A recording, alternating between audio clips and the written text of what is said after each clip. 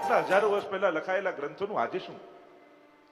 અચ્છા, આજે ક્રોધ જતો રહ્યો, લોભ જતો રહ્યો, ઈર્ષ્યા જતી રહી, દ્વેષ જતો રહ્યો?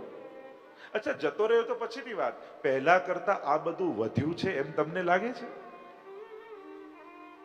કેમ કે પહેલા આપણા કદાચ બાપ દાદાઓ પાસે આટલું ધન આદિ નહોતું, નાનકડા ઘરમાં રહેતા, છતાં એમના ચહેરા પર જે સંતોષ અને શાંતિ દેખાતી એ આજે આપણા ચહેરા પર દેખાય છે? વિચાર તો કરો. તો જો કદાચ આ બધું વધ્યું છે તો એટલા માટે ભાગવતજીની જરૂરત પહેલા કરતા અત્યારે વધારે છે. કારણ કે રોગ તો એ જ છે. અને એટલા માટે એમ લોકો માનતા, જો આજે દુનિયામાં જેટલી કોર્ટ છે એટલા પહેલા નહોતા, આજે જેટલા પોલીસ સ્ટેશનો છે એટલા પહેલા નહોતા, જેટલી બેંકો છે એટલા પહેલા નહોતી, જેટલી હોસ્પિટલો આજે છે એટલી પહેલા નહોતી, જેટલી સ્કૂલો છે આજે એટલી પહેલા નહોતી. છતાંય માણસના સુખમાં વધારો થયો કે ઘટાડો થયો? આ ક્લેશ સમાજમાં વધ્યા કે ઘટ્યા? આપણે એમ માનીએ કે આ બધું વધે ને તો સમાજ બહુ સુખી થઈ જાય. તો આ બધું જ વધ્યું પહેલા કરતા, છતાંય આ બધું ઘટતું કેમ દેખાય છે? દુનિયા કેવલ સ્થૂલ રૂપે નથી ચાલતી. બહુ જ મહત્વનું છે દુનિયામાં રહેનારા લોકોની માનસિકતા કેવી છે. એટલે જ હવે દુનિયામાં નવો એક મિનિસ્ટ્રી હમણાં શરૂ થઈ પાસે, હેપીનેસ ગ્રાફ, કે સમાજમાં રહેનારા લોકોની પ્રસન્નતા કેટલી છે, કેવલ સંપન્નતા નહીં. એટલે હવે નવા દેશોએ એક નવી મિનિસ્ટ્રી શરૂ કરી છે, હેપીનેસ, પ્રસન્નતા, કે અમારા દેશમાં રહેનારા લોકો ખુશ કેટલા છે, એની ખુશી કેટલી. કોઈ એમ માનતું હોય કે સંપન્નતાથી જ પ્રસન્નતા આવે, દેખાય ખરું, પણ છે કે નહીં એ તો જ્યારે ચર્ચા થાય, જોડે વિશ્લેષણ થાય ત્યારે ખબર પડે. અને એટલા માટે આ બધા શાસ્ત્રોની આવશ્યકતા પરીક્ષિત મહારાજ કરતા આપણને બધાને ચોક્કસપણે વધારે છે. અને એટલા માટે ભાગવતજી જ્યારે સાંભળવા બેસો ત્યારે પરીક્ષિત કરતા પણ વધારે કુતૂહલતાથી સાંભળે. અને હું તો ત્યાં સુધી કહીશ, કદાચ પરીક્ષિત મહારાજને સુખદેવજી ન મળ્યા હોત ને તો એમની કઈ અધોગતિ નહોતી થવાની. એમની તો સદગતિ, જેને ગર્ભમાં જ ભગવાનના દર્શન થઈ ગયા હોય એની સદગતિને કોઈ રોકી શકે? એનો તો ઉદ્ધાર નિશ્ચિત જ હતો. જેના મનમાં આવો પ્રબળ વૈરાગ્ય જાગી ગયો હોય મૃત્યુનો સમાચાર સાંભળતા, એની અધોગતિ ક્યાં થાય? શાસ્ત્ર તો એમ કહે કે અંતે જો ભગવાનના સ્મરણ કરી લો તોય ઉદ્ધાર છે. અને એટલા માટે કદાચ જીતે જીવ તમે બધા સત્કર્મો ન કરી ગયા ને તો શાસ્ત્રોમાં એવા બધા જ ઉપાયો છે કે તમારા ગુજરી ગયા પછી પણ તમારા બાળકો તમારો ઉદ્ધાર કરી શકે. ગયામાં જઈને શ્રાદ્ધ કરો, કથા કરાવો, આ વિધિ કરાવો, પેલી વિધિ, તો આની મુક્તિ થઈ જાય. એટલે માણસે પોતે કોઈ પુણ્ય ન કર્યું હોય તોય મુક્તિ કરાવવાનો ઉપાય શાસ્ત્રોમાં છે. પણ ભક્તિ તો જાતે જ કરીને જવી પડે. એ આપણા બદલામાં કોઈ ન કરી શકે. આપણે બધા ભાગ્યશાળી છીએ કે આપણા બધાનો જન્મ એક વૈષ્ણવ કુળમાં થયો છે. એટલે કે સીધી સાદી ભાષામાં કહું કે એવી જગ્યાએ આપણે જન્મ્યા છીએ જ્યાં પ્રભુની ભક્તિની બધી અનુકૂળતાઓ છે. આ પણ સહેલું નથી હો. આપણ કેટલા જન્મોના પુણ્યો બાદ સુચિનામ શ્રીમતામ ગેહે ભગવાન કહે કે એવી જગ્યાએનો જન્મ થાય છે જેને ગત જન્મમાં અનેક પુણ્યો કર્યા હોય. એટલે હું તો હંમેશા કહું, વૈષ્ણવ કુળમાં જન્મ થયા એ કોઈ અકસ્માત નથી. આપણને એમ થાય કે અહીંયા જન્મ્યા એટલે આ માનીએ છીએ, પેલી જગ્યાએ જન્મ્યા હોય તો આ માનત, ફલાણા દેશમાં જન્મ્યા હોય તો પેલું માનત. ના, તમે ગમે ત્યાં જન્મ લીધો હોત છતાંય તમે કૃષ્ણની જ ભક્તિ કરતા હોત. કારણ આ ભગવાનનું આયોજન છે, આ અકસ્માત નથી, આ ભગવાનની વ્યવસ્થા છે. કેટલા જન્મો બાદ આ નિર્ગુણ ભક્તિનો લાભ જીવને મળે છે. તો આ સહજ નથી. ભાગ્યોદયેન બહુજન્મ સમર્જિતેન સત્સંગમં ચ લભતે પુરુષો યદા વૈ. એટલે તો કહ્યું કે આ ભાગવતજીની કથા સાંભળવા બેઠા છો એ કઈ તમે ટિકિટ કપાઈને અહીંયા આવી ગયા એવું નથી. આ તમારા પુણ્યો તમને ખેંચીને લાવ્યા છે. એટલે સત્કર્મો, ધર્મ, સેવા, આ કેવલ સંપત્તિથી થતું નથી, આયોજનથી થતું નથી, પુણ્યોથી થાય છે. તમારા પુણ્યો હતા કે તમે કથામાં બેઠા છો. ઘણી વાર છે ને, નવા પુણ્યો કરવા માટે પણ જૂના હોવા જોઈએ. જેમ ધંધો શરૂ તમે કરો તો કંઈ ઇન્વેસ્ટ કરવા માટે મૂડી તો જોઈએ કે નહીં, પછી વધારે કમાઈ શકો. એમ ઘણી વાર ઘણાના ભાગ્યમાં જૂના પુણ્યો નથી હોતા ને ગત જન્મના, તો સત્કર્મોમાં પણ એમને રસ નથી જાગતો. તમને ભગવાન ગમે છે એ સાબિત કરે છે કે તમે ગયા જન્મમાં ભગવાનની ભજન કરેલું છે. તમને સમાજ સેવા, સત્કર્મ, ભગવદ નામ, ભક્તિ, કથા, આ બધું તમને ગમે છે. એ ગમે છે એમના માટે, એમને એમ નથી ગમતું. તમે આ બધું ગત જન્મના કેટલા પુણ્યો કર્યા છે કે તમારી સહજ રુચિ આ બધામાં છે. કારણ કે પ્રવૃત્તિ અને પ્રકૃતિ, એમને એમ પ્રકૃતિ નથી આવતી. ગીતાજીમાં ભગવાન કહે છે આ પ્રવૃત્તિઓ ગત જન્મની તમને આ પ્રકૃતિને આપી છે, અને એને કારણે આવી પ્રકૃતિ વાળા તમે થયા છો. અને એટલા માટે ભાગવતજી જેવો દિવ્ય ગ્રંથ લઈને આપણે બેઠા છીએ. ફરી ફરી એ જ શબ્દોને યાદ કરું, તમને એમાં ભગવાન દેખાશે. બસ આ એક એક શબ્દમાં. એટલે હું તો હંમેશા કથા શરૂ થાય ને એટલે બધાને કહી જ દઉં કે તમે બધા સેલ્ફી પાડી લેજો. આજે બધા પોતપોતાના ચહેરાની સેલ્ફી પાડી લેજો. કારણ કે 7મા દિવસે આ ચહેરો કંઈક જુદો હશે, આ આંખો કંઈક જુદી હશે, આ વ્યક્તિત્વ કંઈક જુદું હશે. તમને જ તમને ગમવા લાગશે. અત્યારે આમ ફોટો પાડો એવું લાગે કે મારો જ સારો નથી આવતો, બધાના કેવા સારા આવે છે. તો બિચારો કેમેરો શું કરે? પણ 7મા દિવસે તમે ગમવા લાગશો.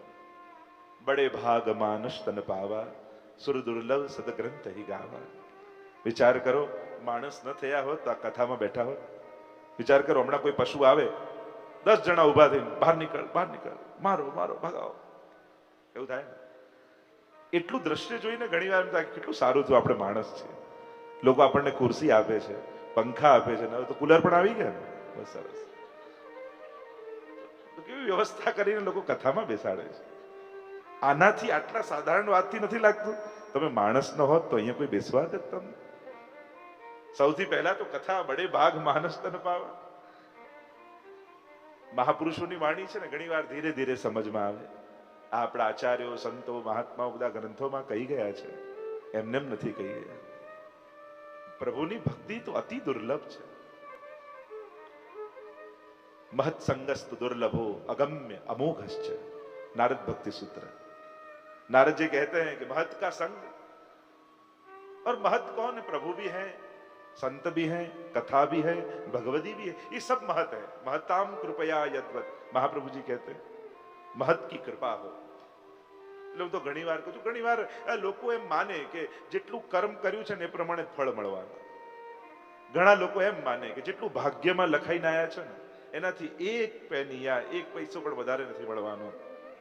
પણ કદાચ ધર્મશાસ્ત્રોના અધ્યયન કરતા એમ લાગે કે કેવલ કર્મ નહીં, કેવલ ભાગ્ય નહીં, પણ ઘણીવાર લોકોના આશીર્વાદ પણ ફળી જતા હોય છે. ક્યાંક કોઈની કૃપા દ્રષ્ટિએ ફળી જતી હોય છે, ક્યાંક કોઈ પ્રભુની સેવા ફળી જતી હોય છે, ક્યાંક ફેરવેલી માળા ફળી જતી હોય છે, ક્યાંક તીર્થોના વાસ ફળી જતા હોય છે, ક્યાંક કોઈક સ્તોત્ર ને પાઠ ફળી જતા હોય છે. એટલે એમ નથી કે જેટલું ભાગ્યમાં લખાયું એટલું મળે. ક્યાંક કોઈની કૃપાથી જીવન સફળ પણ થઈ શકે છે. ક્યાંક કોઈ આશીર્વાદ આપે, જ્યાં ઠાકોરની કૃપાથી તને થઈ જશે, તને મળી જશે. બસ એમ ભગવદીઓ અને મહાપુરુષોના વચનોની લાજ રાખી ભગવાન એની ભાગ્યની રેખાઓ ફેરવી નાખે છે. એને જ તો આશીર્વાદ કહેવાય ને. લેખ ઉપર મેઘ, એનું નામ આશીર્વાદ. આશીર્વાદ એટલે કેવલ આશ્વાસનના બોલેલા વચનો જ નહીં. ના થઈ જશે, ચિંતા ના કરતો, બધું થઈ જશે. ડોક્ટરને કહેતા હોય કે ના ચિંતા ના, બધું મટી જશે, ભલે ખબર હોય કે નથી મટવા. તો એવા આશ્વાસનના વચનો નહીં. જ્યારે અંતરથી કોઈ મહાપુરુષના એ શબ્દ નીકળી જાય કે ભગવાન તારું ભલું કરશે, બધેથી પાર થઈ જશે. પ્રભુ એ વચનોની લાજ રાખતા હોય છે.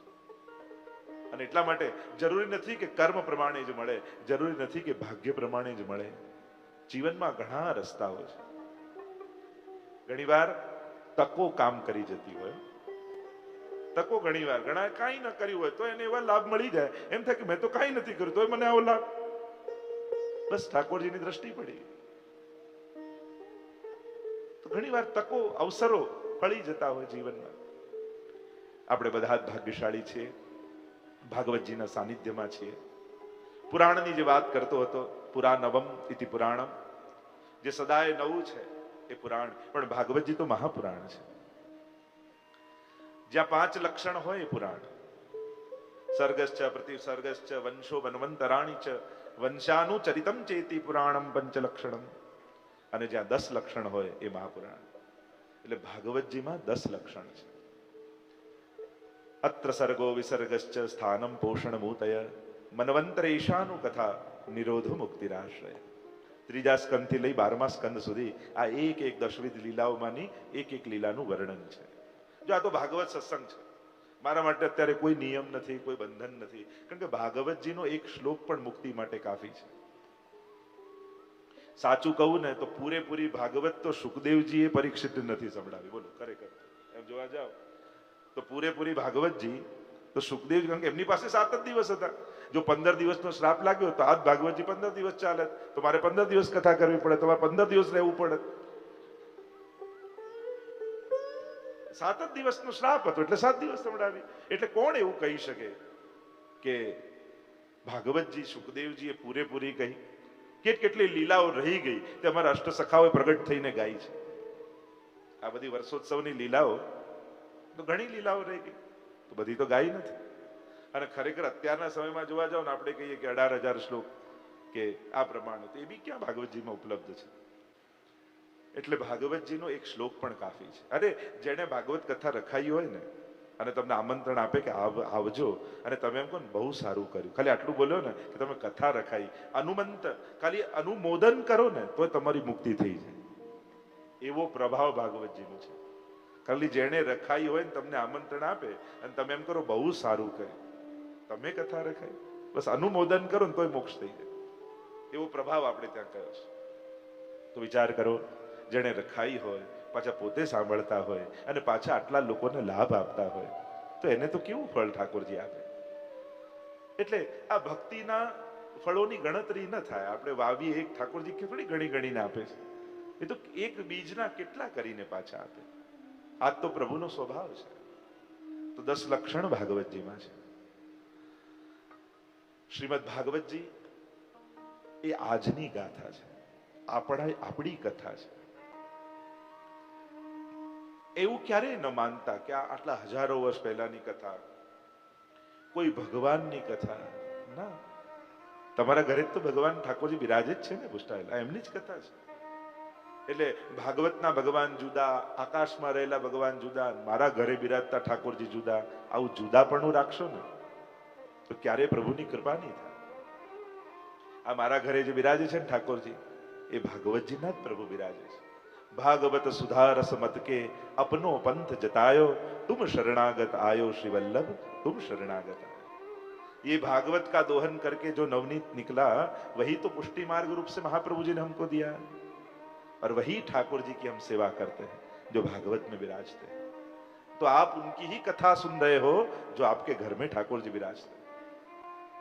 આવું કરીને સાંભળશું ને તો આનંદ આવશે. એમ થશે જો મારા ઘરે તો મહાપ્રભુજીની કાનીથી કેવા ડાયા ડમરા થઈને ઠાકોરજી બેઠા છે, અને આ ભાગવતમાં સાંભળો, ક્યારેક વામન બની જાય, ક્યારેક વિરાટ થઈ જાય, ક્યારેક પાછા નરસિંહ બની જાય, ક્યારેક વરહા બની જાય. કેવી કેવી પ્રભુ લીલા કરે છે. અને એમે આપણો દીકરો ક્યારેક ફેન્સી ડ્રેસ કોમ્પિટિશનમાં પાર્ટ લે અને ક્યારેક સંત બને, સિપાહી બને, આ બધા વેશ ધરે, ત્યારે વધારે વાલો લાગે ને આપણને. એમ આપણો લાલન ક્યારેક નરસિંહ બને, ક્યારેક વરહા બને, ક્યારેક વામન બને, ત્યારે વધારે વાલો લાગે આપણને. અરે પ્રભુ, આપ કેવી કેવી લીલા કરો છો, કેવા કેવા પ્રકારથી ભક્તોના ચિત્તને આપ હરો છો. બસ પ્રભુની આ જ કૃપાનો અહેસાસ તમને ભાગવતજીમાં થશે. ભાગવતજી એટલે બસ જેમ માની ગોદમાં કોઈ બાળક બેઠું હોય તો કેવું નિશ્ચિંત થઈને બેસે, માની ગોદમાં છે. બસ ભાગવતમાં એ રીતે જ બેસું. બંને પ્રકારનો ભાવ આપણે ત્યાં છે. એક એવો ભાવ રાખો કે હું ભગવાનની ગોદમાં, અને બીજો ભાવ એ રાખો કે ભગવાન મારી ગોદમાં બેસીને સાંભળે છે. ભાગવતના 10 લક્ષણ. ભાગવતનું મહાત્મ્ય 2 જગ્યાએ છે. વિશેષ રૂપે પદ્મ પુરાણ અને સ્કંદ પુરાણ. 6 અધ્યાયમાં પદ્મ પુરાણમાં ભાગવતજીના મહાત્મ્યની કથા છે. એટલે એવો એક નિયમ છે, એક પ્રથા છે. નિયમ કરતા પણ એમ કહીશ પ્રથા છે. નિયમ જુદા હોય, પ્રથા જુદા હોય, શિસ્ત જુદું હોય, પરંપરા જુદી હોય. આ ઘણી બધી વસ્તુ કાર્ય કરતી હોય. પરંપરાનું પણ બળ હોય. ઘણી વાર કોઈ વસ્તુ પુસ્તકમાં ન લખી હોય પણ આપણે ત્યાં પરંપરાથી ચાલતું હોય તો એ નિયમ રૂપે સ્વીકારે, કારણ કે અમારી પરંપરા છે. તો એવી પ્રથા છે કે પદ્મ પુરાણાંતર્ગત ભાગવતજીના મહાત્મ્યનું વર્ણન કરવામાં આવે છે ભાગવત કથા શરૂ કરતા પહેલા.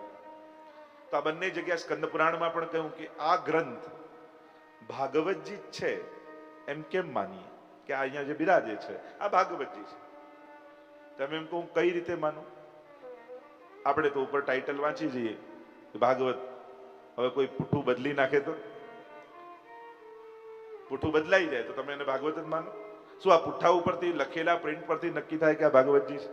આ તો પ્રિન્ટ તો હવે આવ્યો, પૂર્વ કાળમાં તો એવું કઈ છપાતું નહીં. તો એના લક્ષણ આપે. યત્રાધિકૃત્ય ગાયત્રી વર્ણયતે ધર્મ વિસ્તરઃ વૃત્રાસુર વધોપેત તદ ભાગવતમિષ્યતે. આ ગ્રંથ ભાગવતજી છે એમ કેમ ખબર પડે? આપણે આ ગાય છે કેમ ખબર પડે? તો એના લક્ષણોથી. એને સિંગ હોય તો સિંગ તો ઘણાને હોય, પૂંછ છે તો પૂંછે ઘણાને હોય, થન છે તો એ ઘણાને હોય, કે એને ગળામાં પેલી ઝાલર છે એ કોઈને ના હોય તો ગાયને જ હોય. તો આ વિશેષ લક્ષણ. તેમ ભાગવતજી આ ગ્રંથ છે એના લક્ષણ આપે. યત્રાધિકૃત્ય ગાયત્રી, કે જેની શરૂઆત ગાયત્રી મંત્રથી થાય. અને એટલા માટે ભાગવતજીની શરૂઆત પ્રથમ સ્કંદનો પહેલો શ્લોક. જે વાત ગાયત્રી મંત્રમાં છે એ જ વાત ભાગવતજીના પહેલા શ્લોકમાં છે. જ્યારે પ્રથમ સ્કંદની ચર્ચા કરીશું ત્યારે આપણે કરીશું ચર્ચા. તત્સવિતુ વરેણ્યમ ભર્ગો દેવસ્ય ધીમહિ ધિયો યો નઃ પ્રચોદયાત. ગાયત્રી વેદનું બીજ છે. અને બીજ પાછું ક્યાંથી મળે? તો કે ફળમાં ઠળિયા રૂપે. તો ભાગવતજી નિગમ કલ્પતરોર ગલિતમ ફલમ, આ ફળ છે. યત્રાધિકૃત્ય ગાયત્રી વર્ણયતે ધર્મ વિસ્તરઃ, જેમાં વિસ્તારથી ધર્મનું વર્ણન હોય. ધર્મ પ્રૌજિત કૈતવો અત્ર પરમો. ભાગવતજીના બીજા શ્લોકમાં કહ્યું કપટ રહિત ધર્મનું વર્ણન ભાગવતજીમાં છે, પણ વિસ્તારથી ધર્મનું વર્ણન હોય. વૃત્રાસુર વધોપેત, જેમાં વૃત્રાસુરના વધની કથા હોય. 6ઠ્ઠા સ્કંદમાં વૃત્રાસુરની કથા આવશે. જેણે 4 શ્લોકમાં ચતુશ્લોકી સુંદર વર્ણન કરી, એવા વૃત્રાસુરની કથામાં આવશે ભાગવતજીના 6ઠ્ઠા સ્કંદમાં. કારણ કે વૃત્રાસુર વધ દ્વારા ભક્તિનો પ્રસાર થયો જગતમાં, એમ મહાપ્રભુજી કહે છે. એટલે મૂળ રૂપે ભાગવતજી ભક્તિનો ગ્રંથ છે. એ વૃત્રાસુરના વધ દ્વારા સમગ્ર જગતમાં ભક્તિનો પ્રસાર થયો. અદ્ભુત સ્તુતિ કરી છે. આગળ જેમ કથા વૃત્રાસુરની આવશે ત્યારે કરીશું. ઉત્તમ શ્લોક જનેસુ સખ્યમ, મારો ભગવદીય જનો સાથે સંગ થાય, સત્સંગ થાય, સ્નેહ થાય. આ સંસારના ચક્રમાં હું ક્યાંય ફસાવું નહીં. વિનંતી સ્તુતિ કરી છે 4 શ્લોકમાં. અદ્ભુત વૃત્રાસુર ચતુશ્લોક છે. તો વૃત્રાસુર વધોપેત તદ ભાગવત વિશ્યતે, એ ભાગવતજી છે. તો આ સમગ્ર લક્ષણો આ ગ્રંથમાં બિરાજે છે. એટલે કે આપણે બધા ભાગવતની સન્મુખ છે. ભગવતા પ્રોક્તમ ભાગવતમ, ભગવતા ઉદિતમ ભાગવતમ. જે ભગવાને કહ્યું એ ભાગવત છે. એટલે કે ભગવાનને સમજવાનો અવસર એ ગીતાજી, ભગવાનને સાંભળવાનો અવસર એ ગીતાજી, અને ભગવાનને સમજવાનો અવસર એ ભાગવતજી. એટલે તમે તો એવા ભાગ્યશાળી છો કે ભગવાન સાંભળવાય મળશે ને સમજવાય મળશે. સવારે ભગવાનને સાંભળીશું અને સાંજે ભગવાનને સમજીશું. કારણ કે જ્યાં સુધી વ્યક્તિને સમજો નહીં ને ત્યાં સુધી એની વાત પણ સમજમાં ના આવે. માં પણ ઘણી વાર કહેતી મરી જાને બેટા એમ કહેતી હોય ને, પણ ખબર પડે કે આ માં બોલી છે તો સમજી જઈએ કે નારાજ થઈ છે. એનો કોઈ ભાવ એવો નથી. મૂળ વાત છે વ્યક્તિને સમજાવો તો વ્યક્તિની વાણી ખ્યાલ આવે, એના કહેવાનો ઇન્ટેન્શન ખબર પડે. એમ જ સવારે ગીતાજીમાં ભગવાનને સાંભળીશું, એટલે કે સવારે ભગવાન ગાશે ગવ્ય ઇતિ ગીતા, અને સાંજે ગોપીઓ ગાશે વેણુ ગીત, યુગલ ગીત, ભ્રમર ગીત, ગોપી ગીત. એટલે સાંજે ગોપીઓના ગીત અને સવારે ઠાકોરજીનું ગીત. આ બંને ગીતો નો દિવ્ય લાભ આપ લોકો આપણે બધા જ મળીને લઈશું. અહીંયા કોઈ વક્તા અને શ્રોતા નથી. હું બોલીને કીર્તન ભક્તિ કરીશ, તમે સાંભળીને શ્રવણ ભક્તિ કરજો. આપણે બંને ભક્તિ જ કરવાના છે. કોઈ વક્તા તો પછી વક્તાના લક્ષણો જોવા પડે, કેટલા લક્ષણો આપ્યા, પાછું બંધ બેસતું ના આવે તો આપણને ટેન્શન થાય કે આવા બધા લક્ષણો તો આપણી અંદર નથી. આપણે તો ભાગવતની કથા, અને ક્યાંક કોઈ વક્તા પોતે જીવતો ન હોય એ વાત છતાંય કહેવું તો ભાગવતજીની વાત જ જોઈએ. એને એમની વિચારું ભાગવતજી કહેતા પહેલા કે આ બધું હું તો જીવતો નથી, પછી કઈ રીતે કહું કે તને સાંભળવા લોકો નથી બેઠા, ભાગવતજી સાંભળવા બેઠા છે. એટલે ભાગવતજીને શ્રવણ કરવાનું છે. ત્યારે કોઈ અંગત કે વ્યક્તિગત ચર્ચાનો પ્રશ્ન જ નથી. ભાગવતજીમાં જે મૂળ સિદ્ધાંતો કયા હોય એ બધા જ સિદ્ધાંતો સ્પષ્ટ રૂપે વક્તાએ કહેવા જોઈએ. પણ અહીંયા તો મેં કહ્યું ને, આપણે તો સત્સંગ કરીશું. જે ભાવ નીકળશે એ કહેતો જઈશ, આપ લોકો શ્રવણ કરતા જજો. બધું યાદ ન રહે તોય ચિંતા નથી. મારી એવી કોઈ શરત નથી કે આ બધું તમે યાદ રાખીને જાઓ. બસ ભાવ નીકળશે, ભાવ સ્પર્શશે. શબ્દો કદાચ ભૂલીએ જવાય, પણ ભાવ ક્યાંય જવાનો નથી. અને એવું ક્યાંય શાસ્ત્રોમાં વાંચ્યું કે જે યમનાષ્ટક મોઢે બોલે એના પર યમુનાજી વહેલી કૃપા કરે, અને જે વાંચીને યમનાષ્ટક બોલે એના પર કૃપા ના કરે? એવું ક્યાંય સાંભળ્યું કે પાઠ મોઢે બોલો તો વધારે ફળ ને વાંચીને બોલો તો ઓછું ફળ? ના, પાઠ બોલો. એટલે એવા કોઈ ટેન્શન સાથે પણ બેસવું નહીં કે આ બધું યાદ રહી જાય. આ તો બધું છપાઈ જવાનું છે દિલમાં, બધું અંકિત થઈ જવાનું છે, અને સમય સમય બધું પ્રગટ થતું રહેશે. મારે ક્યાં તમારી બુદ્ધિમાં સાચવવું, મારે તો હૃદયમાં રાખવું છે.